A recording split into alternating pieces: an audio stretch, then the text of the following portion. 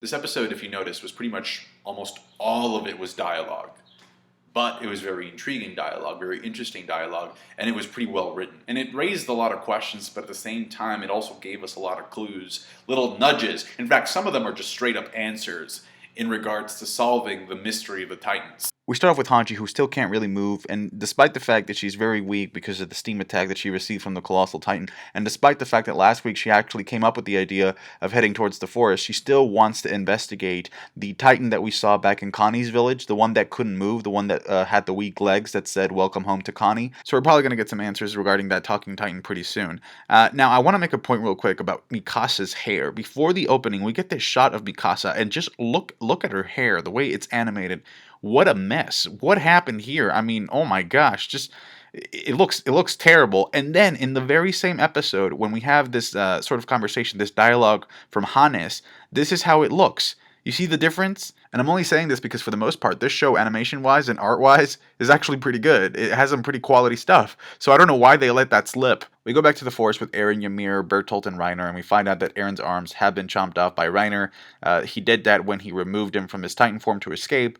Accidentally, I think that's implied here. Ymir has this explanation as to why it wouldn't be a good idea to just, make a run for it, because there's Titans everywhere, and the only thing that's keeping them alive at this point are the trees, especially because all of them are exhausted from fighting and putting in work. I mean, Reiner and Bertolt and Ymir have been up all night. They were in that tower, so they can beat each other up, but they wouldn't be able to escape because all the Titans downstairs would get them. And then Eren thinks about transforming just to run away, but he's not really sure if he's capable of transforming at this point. In fact, Reiner actually tells him you can't because you're so exhausted, your body is actually healing itself, and it needs all the energy it has to do that. So Eren comes to the conclusion, and this is kind of like a first for Eren. For the first time in his life, he's actually putting an effort to restraining his emotions. His instinctual emotional response has to be controlled because he wants information out of these guys, and he also needs time to recoup. And then we get this very good dramatic character moment for Reiner, which at first, to me, it made absolutely no sense because it just felt like this guy's talking crazy. I mean, he's gone insane.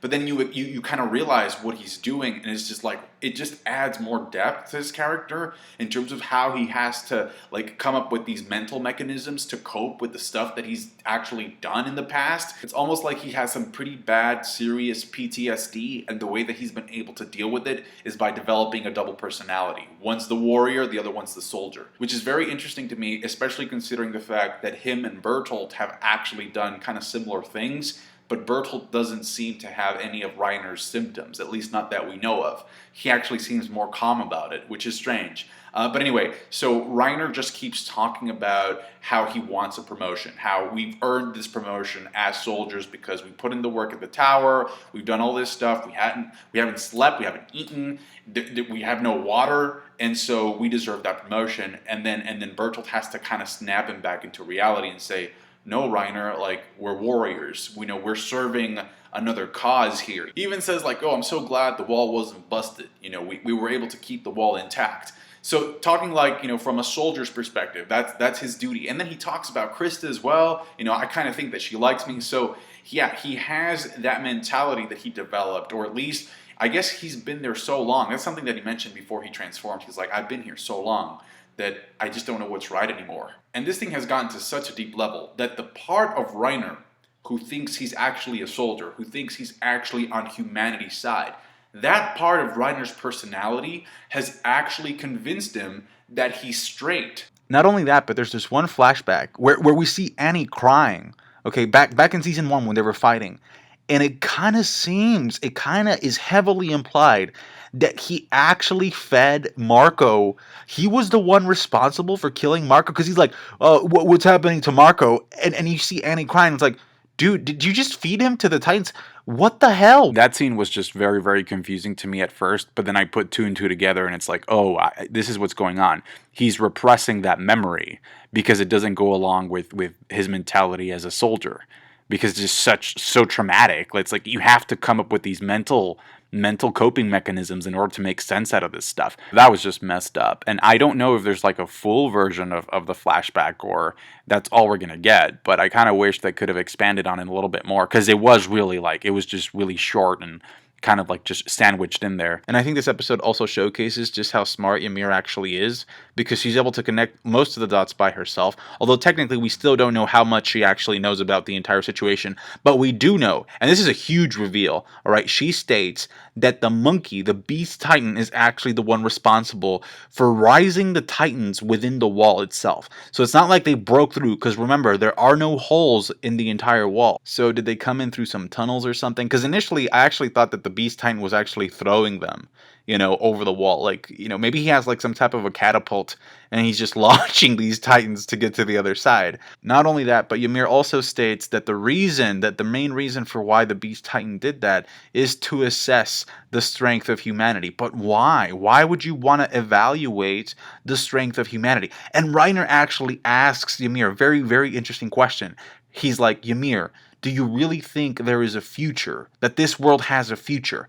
Which to me kind of implies that the reason why he's asking that question is because Reiner thinks that there is no future for humanity and that they're better off if they actually get wiped out, which is how he rationalized, busting up the wall for the first time.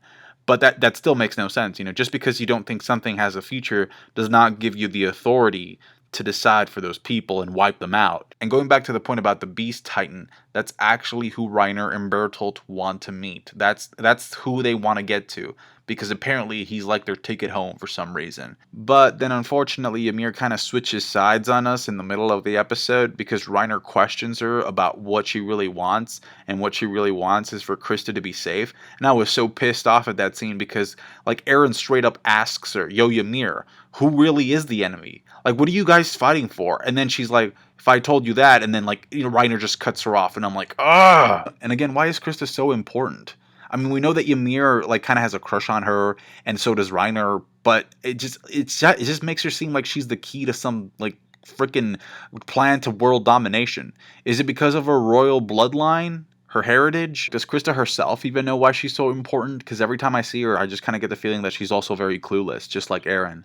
Anyway, we know that next week Ymir is going to transform, because we saw her Titan form in the preview, and we also get a flashback with like little Ymir there. So that to me, I think, is going to be a crucial flashback. There's some pretty good dialogue with Eren confronting Bertolt about what he did and what he thought about him as he was telling his story, because he's like, dude, I literally told you how my mom died, and it turned out that you were the one who kicked in the gate, and you were the one responsible for the house falling on her and all that stuff.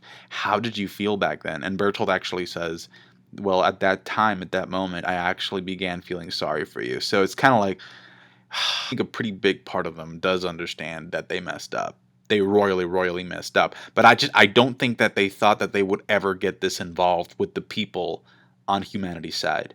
And then Reiner, the way that he rationalizes it is like, okay, like, yeah, we did this. We killed all these people. We massacred these people. We're murderers. We know that already. That's not going to change anything. If you want to scream, Eren, scream about it. But that won't change anything. That's not going to bring your mom back. And he's actually right about that. But it's actually very, very painful to hear coming out of his mouth. Because he's like, the kids you knew, the people you knew are gone. And they're never coming back.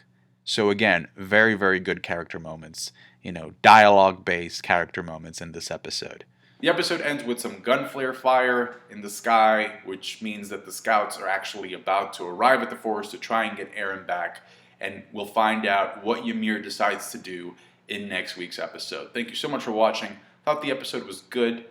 Like the video if you did. Subscribe to my channel if you haven't already. Guys, we are running out of episodes. This thing's about to end next month, so there's not a whole lot of episodes left already. But we're also nearing the climax of the arc, which is where the crazy stuff happens. So I'm sad but excited at the same time. Leave me a comment. Tell me your thoughts about the episode. Thank you. Bye.